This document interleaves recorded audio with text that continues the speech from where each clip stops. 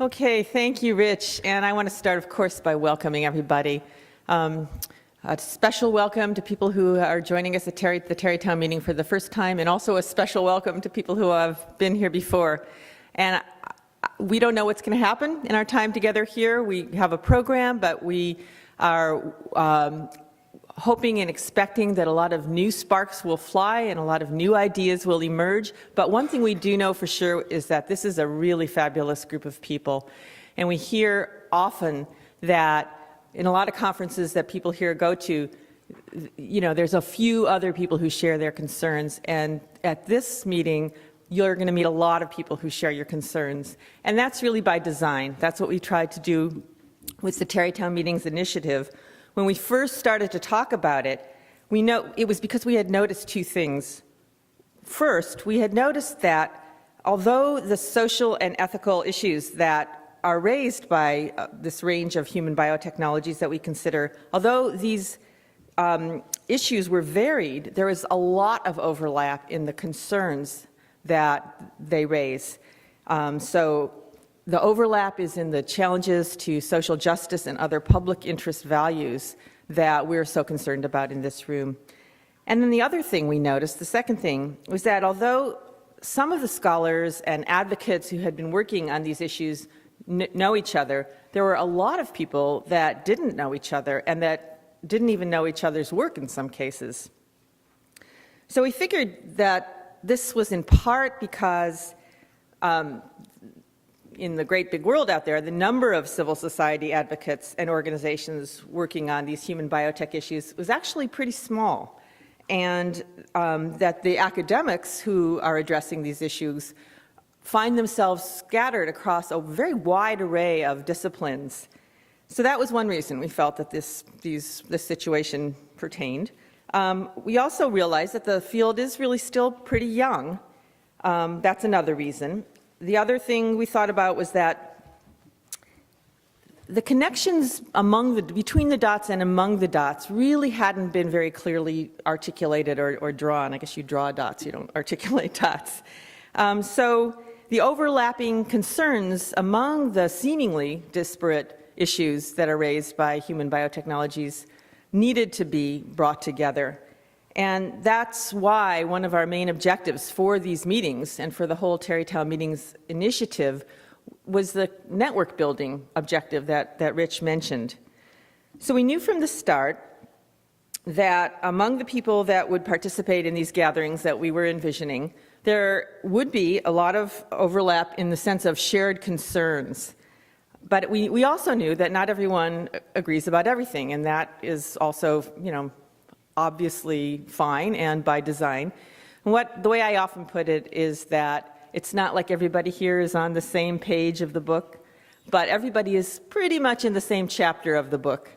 And that too is by design. That's what we're hoping will spark the conversations and the collaborative efforts and ideas that we have seen emerge from the Tarrytown meetings over the last few years.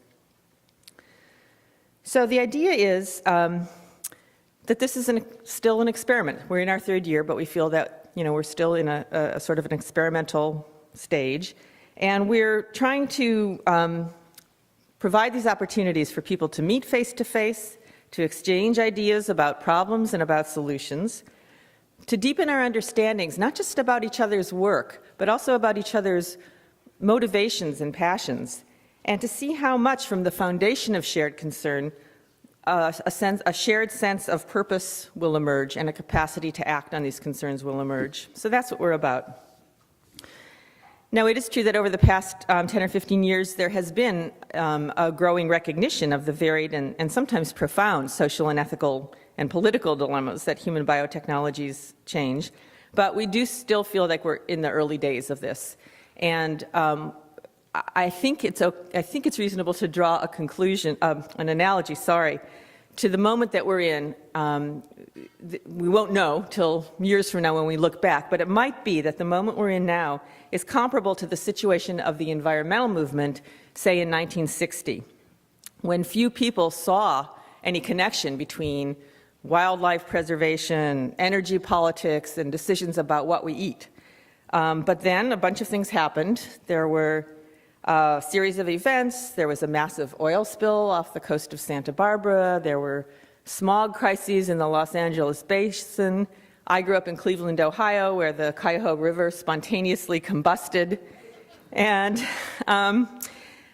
these external events then helped trigger some dot connecting and issue naming work.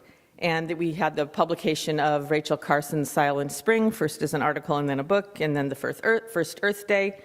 And what emerged was one of the most robust and vital social movements of our time.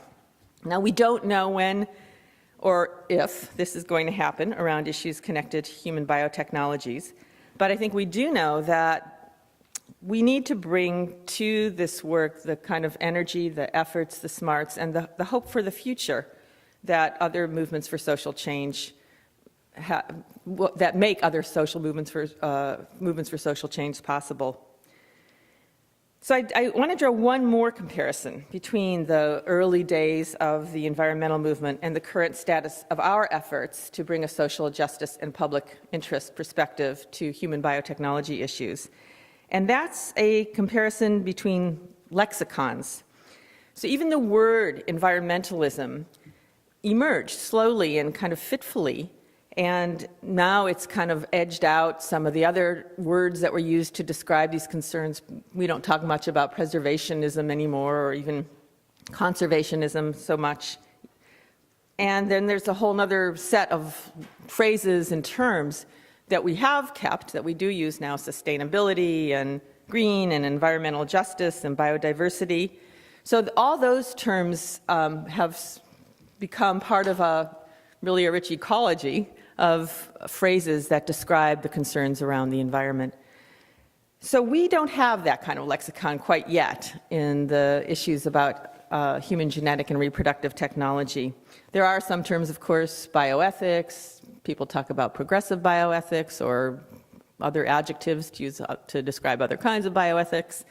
But we don't yet have a settled term that would be like a sort of umbrella word to describe what we're doing. And if we're going to consciously choose one, we should do it with some thought, and we should do it carefully. I have seen a lot of you all, and I myself have started using the term biopolitics, and sometimes the phrase "a new biopolitics." So I wanted to think about that term a little bit. So of course my first stop was Wikipedia. And Wikipedia acknowledges the academic theoretical genealogy of the word biopolitics, and has a number of definitions, though.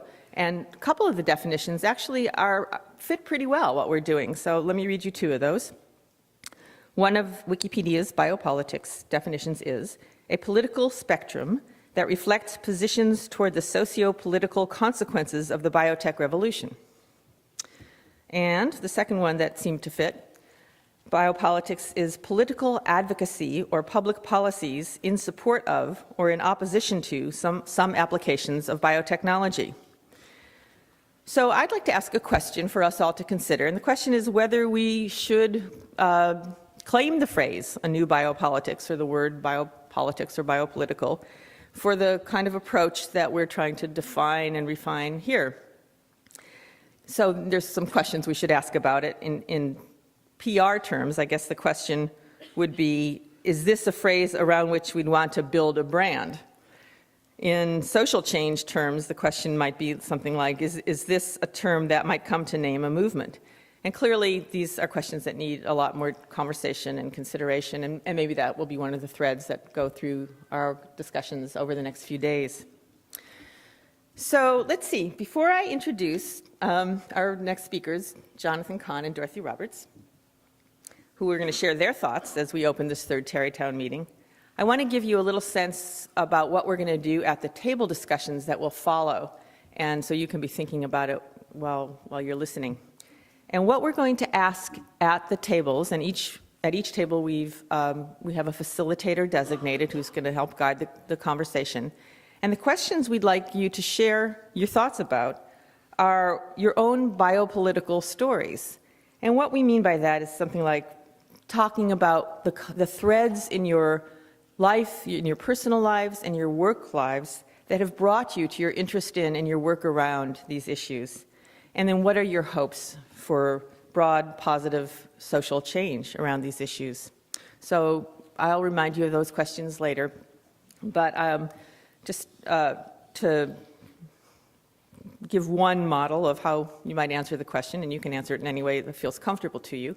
But if I was going to tell my own biopolitical story, I would certainly have to include my experience growing up in the 1960s, which was just as American Jews were beginning to teach their children about the Holocaust after they had strenuously avoided the subject for a couple of decades.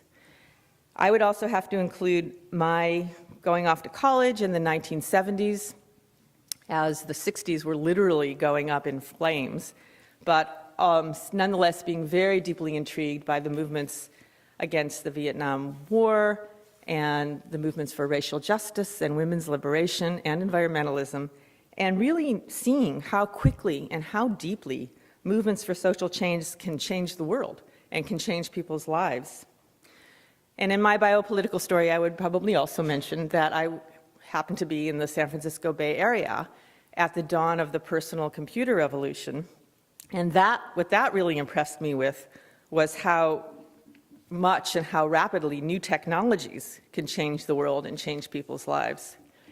So those are some of the prehistories in my life that led me to be completely floored when in the late 1990s, I read about some influential scientists and others, people working at prestigious institutions who were openly advocating for what they sometimes acknowledged was a new market-based high-tech eugenics.